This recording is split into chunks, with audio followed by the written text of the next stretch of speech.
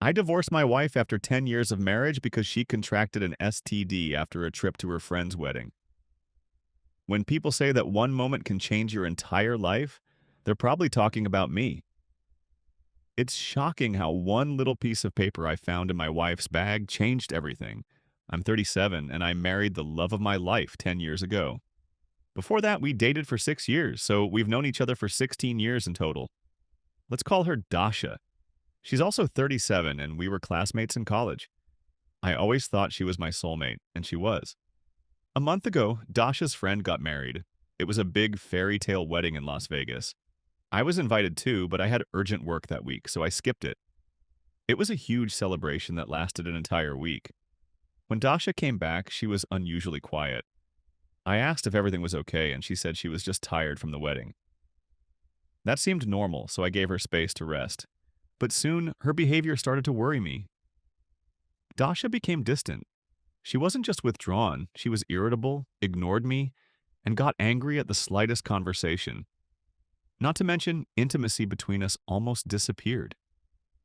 Every time I tried to initiate something, she shut me down, saying she wasn't in the mood. A month had passed since she returned, and we still hadn't been intimate. As if that wasn't enough, yesterday I found something in her bag that's been haunting me. It was a hospital bill. Turns out Dasha got tested for an STD the day after she came back from the wedding. Isn't that strange? Why would she do that? And why didn't she tell me? Obviously, it could only mean one thing. I love her deeply, but I'm not a fool to ignore such a huge red flag. I haven't confronted her yet, but before I do, I want to gather all the information about the test. I don't want to argue based on assumptions. I value our marriage and my relationship with Dasha, and I don't want to destroy everything in a fit of emotion. I've done my research and stumbled upon a forum where men and women share stories about their partners secretly getting tested for STDs. In most cases, it's linked to infidelity. That's why I decided to share my story, to see if I'm overreacting. I'm ashamed to admit it, but a few days ago I checked Dasha's phone. I went through all her chats and call logs, but found nothing suspicious. Her social media was clean too. I even thought about reaching out to people who were at the wedding to see if anything unusual happened. But the thing is, it was a wedding for Dasha's childhood friend, so none of our mutual college friends were there. I know her friend, but not well enough to ask her behind Dasha's back. This whole situation feels so bizarre. In 10 years of marriage, Dasha never gave me a reason to doubt her. We've always been completely honest with each other. I forgot to mention that the hospital bill had the appointment date, the day after she returned. But the test itself was done yesterday, and the results will come in a week. Her change in behavior has been bothering me since she got back. And yesterday, when Dasha came home after the test, she looked tired and tense. My suspicion grew when I noticed she carefully hid her bag in the closet. She usually just leaves it on the table or couch. I pretended not to notice, but kept an eye on her every move.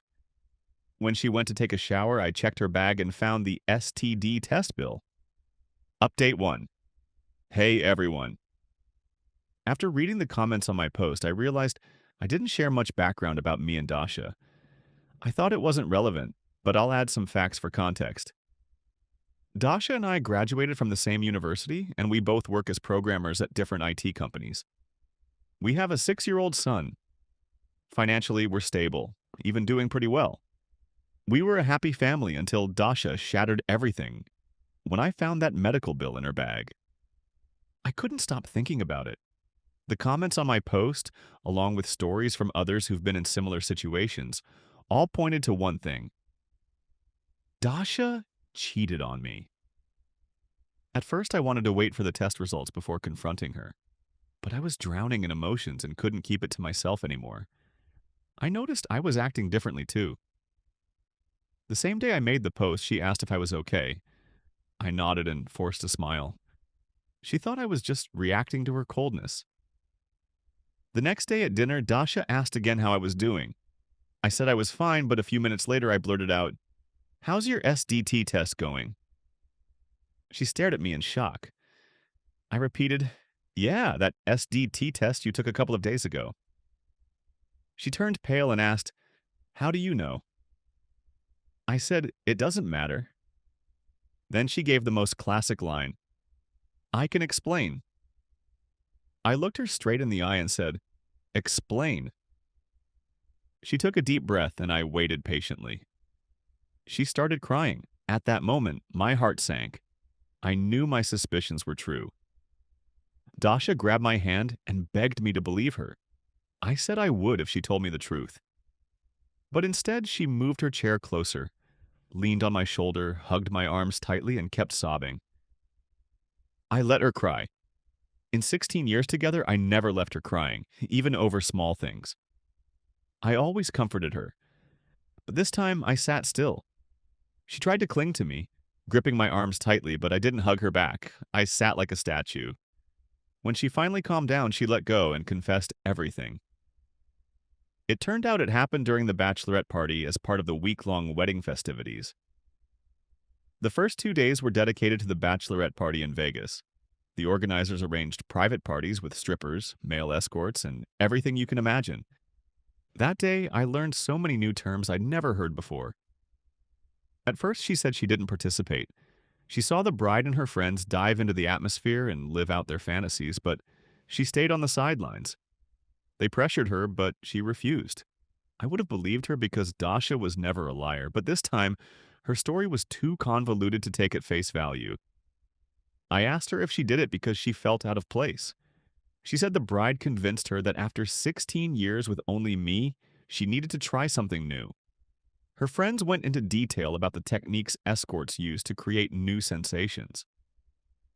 Dasha still resisted, but eventually her friend talked her into at least getting an intimate massage. She gave in under pressure, thinking a massage didn't count as cheating and would help her avoid further pressure. But the masseur turned out to be an escort.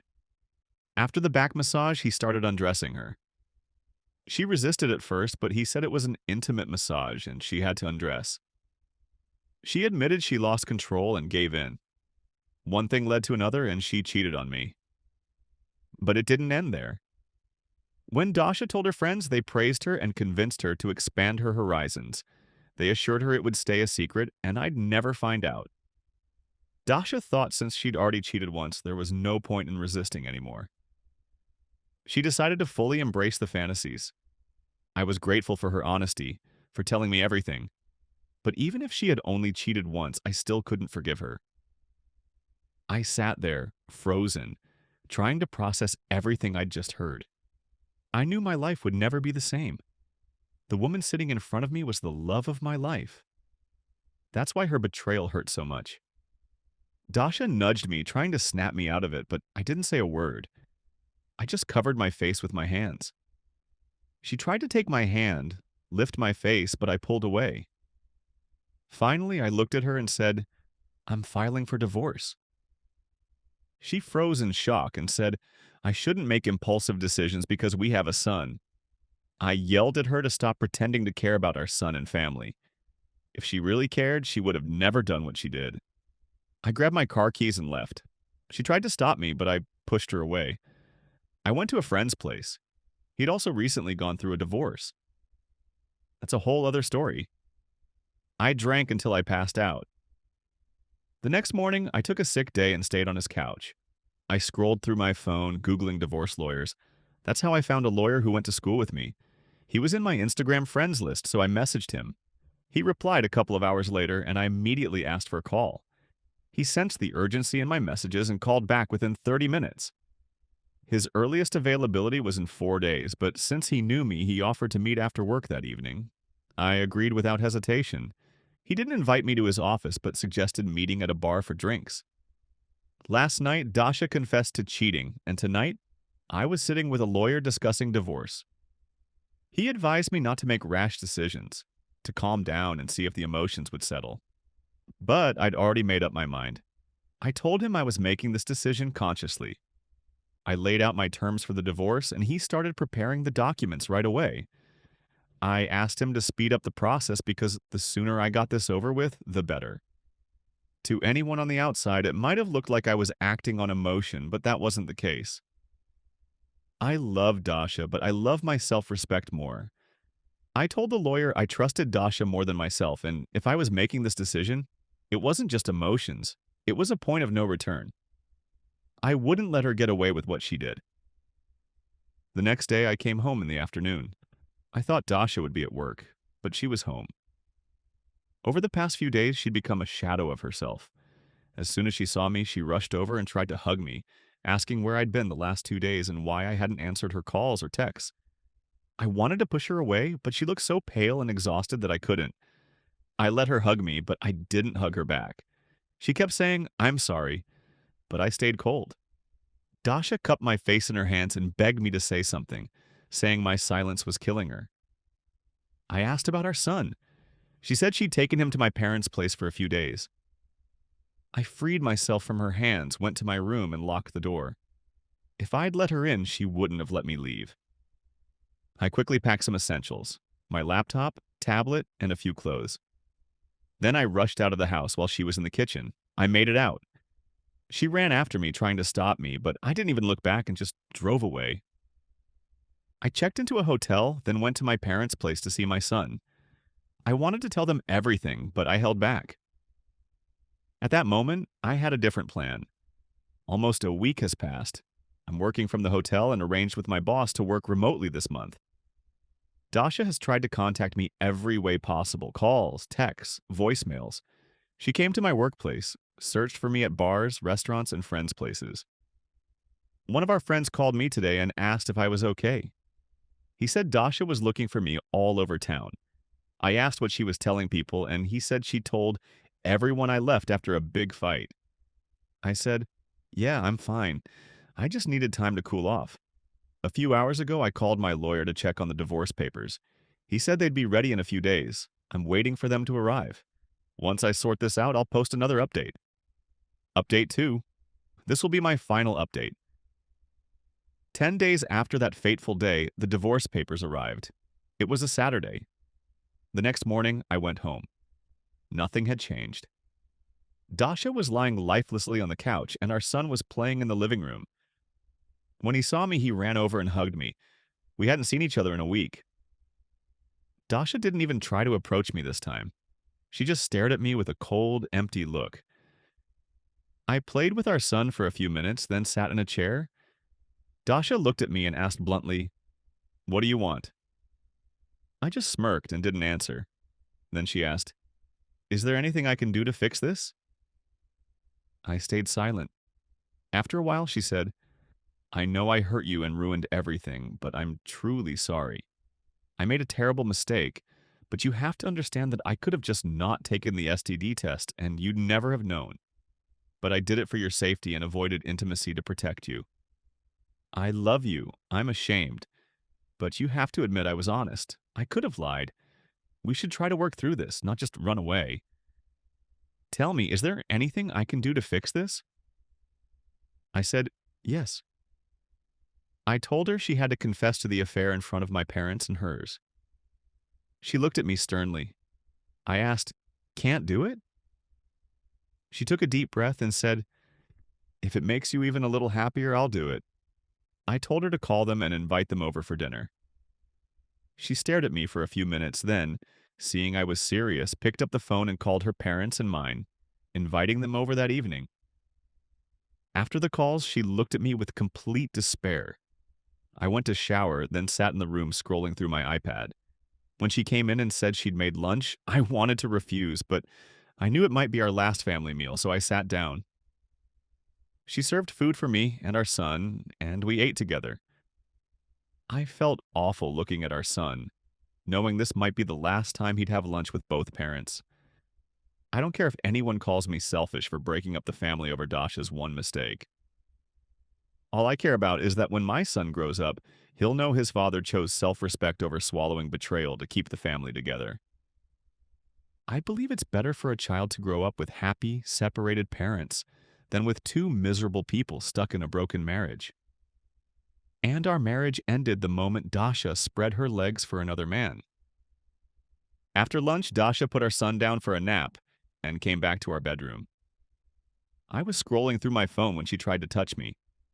I stopped her and asked if the test results had come in. She said everything was clear and tried to touch me again. Knowing it would be the last time, I gave in. It was the most passionate intimacy we'd had in a long time. Afterward, I felt guilt, pain, and relief all at once. She was the only woman I'd been with in 16 years. I loved her, and it tore me apart to push her away now.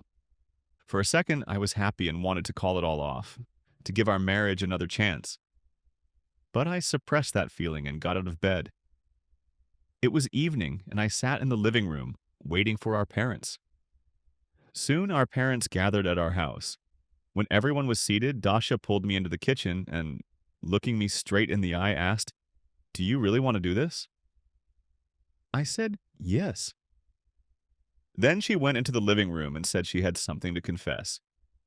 She admitted she cheated on me at her friend's wedding, but it didn't mean anything. She loved me and was willing to do anything to save our marriage. Then she added that she'd already told me everything, but I insisted she tell everyone. It all happened so fast that my parents thought it was a joke at first. I said it wasn't a joke and added that I found out when I saw the STD test bill in her bag. Her parents sat with their heads down, their faces filled with shame and anger. My parents were disappointed but stayed silent. Then I said I had an announcement too. I was filing for divorce. I pulled out the documents and started reading the terms. Dasha tried to interrupt me, but I didn't stop. I'm leaving her the house where she can live with our son, and I'm moving out. We'll co-parent and I'll pay my share of child support. When I finished, I handed her the papers. She looked at me with disgust and said I'd betrayed her. Then she skimmed through the documents and signed them right away. Her parents got up and left without a word. Mine left too, but asked if I wanted to stay with them for a while. I nodded and said, "We'll see." Dasha went to our son's room and locked herself in. She felt humiliated in front of her parents and mine, but what crushed her more was that all her confessions had been pointless. I packed the rest of my things and left. I wanted to see our son, but I knew Dasha wouldn't let me. That's why she locked herself in with him. Since that evening, Dasha hasn't called or texted. 45 days later, we met in court, where the divorce was finalized peacefully since neither of us contested it. We didn't say a word to each other and just went our separate ways, and it's been a week since the official divorce. I've been busy finding a place and settling in. Now, we'll only cross paths because of our son, but those interactions will be purely formal. I still feel empty and angry because I realize I hurt and humiliated her too. Maybe we both got what we deserved. Well, let me know your thoughts on this story in the comments, and let's move on to the next one.